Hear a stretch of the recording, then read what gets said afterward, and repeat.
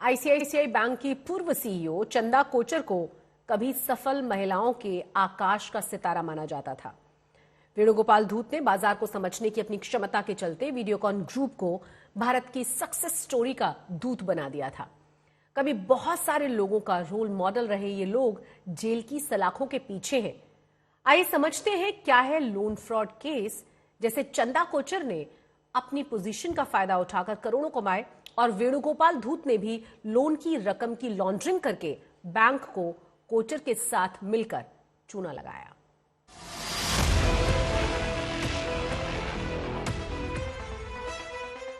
कौन सोच सकता है कि भारत के टॉप बिजनेसमैन में शुमार होने वाले वेणुगोपाल धूत की जिंदगी में एक दिन ऐसा आएगा कि मीडिया से चेहरा छुपाने के लिए वो आंखों पर मास्क लगा लेंगे। लोन फ्रॉड केस में धूत के साथ ही आईसीआईसी बैंक की पूर्व सीईओ चंदा कोचर और उनके पति दीपक कोचर की भी गिरफ्तारी हो चुकी है।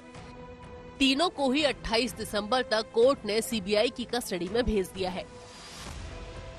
दरअसल धूत और कोचर पुराने समय से एक दूसरे को जानते थे। 1984 में बतौर ट्रेनी आईसीआईसी बैंक ज्वाइन करने वाली चंदा कोचर 2009 तक आते आते बैंक की सीईओ और मैनेजिंग डायरेक्टर बन चुकी थी। लड़कियां उन्हें अपना रोल मॉडल मानती थी। 2011 में चंदा कोचर को पद्म सम्मान भी मिला, जिस समय देश की लड़कियां चंदा कोचर को अपना रोल मॉडल मानकर उनके जैसा करियर पाने के सपने देख रही थीं। आरोप है कि कोचर आम जनता के पैसे से फ्रॉड लोन देकर और मनी लॉन्ड्रिंग करके अपनी झोलियां भर रही थी। सीबीआई की जांच में खुलासा हुआ है कि चंदा कोचर ने अपने पति के साथ मिलकर वेणुगोपाल धूत को आईसीआईसी बैंक से 1875 करोड़ रुपए का लोन 6 किस्तों में दिलवाया, पर इसमें से ज्यादातर रकम कभी बैंक को वापस नहीं मिली। बैंक का पैसा यानी जनता का पैसा कभी लौटकर बैंक के पास वापस नहीं आया।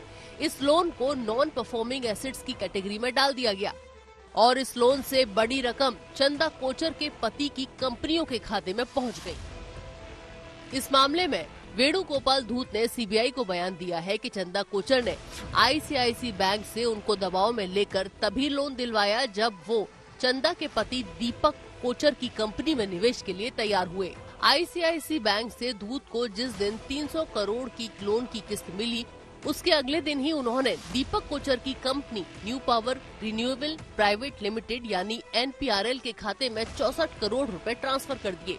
वीडियोकॉन ने लोन के आईसीआईसी बैंक को 28 प्रपोजल भेजे थे, जिनमें से 8 स्वीकृत हुए। इनमें से 4 प्रपोजल के लिए लोन की सिफारिश करने वाली कमेटियों में चंदा कोचर थी। वैसे जांच एजेंसियों के मुताबिक वेणुगोपाल धूत भी कोई दूध के धुले नहीं है। ईडी ने लोन फ्रॉड से जुड़े मनी लॉन्ड्रिंग केस में भी धूत को बराबर का जिम्मेदार पाया है। धूत का आरोप है कि चंदा कोचर के पति दीपक कोचर ने मुझे दिए लोन समय से पहले ही एनपीए घोषित करवाकर मुझे और मेरे परिवार का नाम बदनाम करने की धमकी दी। इसी से डरकर मैंने वीडियोकॉन ग्रुप के साउथ मुंबई में मौजूद सीसीआई चैम्बर्स स्थित एक फ्लैट जिसकी 2016 में कीमत 5.25 करोड़ रुपए थी, उसे मात्र 11 लाख रुपए में क्वालिटी एडवाइजर्स को ट्रांसफर कर दिया। क्वालिटी एडवाइजर्स चंदा कोचर की फैमिली ट्रस्ट का नाम है। ईडी ने चंदा कोचर की 78 करोड़ रुपए से ज्यादा की कीमत की प्रॉपर्टी, जिसमें फ्लैट, प्लॉट, कैश और तमिलनाडु और महाराष्ट्र में दीपक कोचर की कंपनी की मशीनरी है, उसे जब्त कर लिया है। आईसीआईसीआई बैंक ने 2009 से 2011 के बीच वीडियोकॉन ग्रुप और इससे जुड़ी कंपनियों को 1875 करोड़ रुपए का लोन दिया। ज्यादातर लोन बैंक नियमों को ताक पर रखकर स्वीकृत किए गए और अब 10 साल बाद गिरफ्तारियां हो रही हैं। अभी मामला चलना है और सजा होनी है। दिवेश सिंह के साथ विद्या, मुंबई आज तक।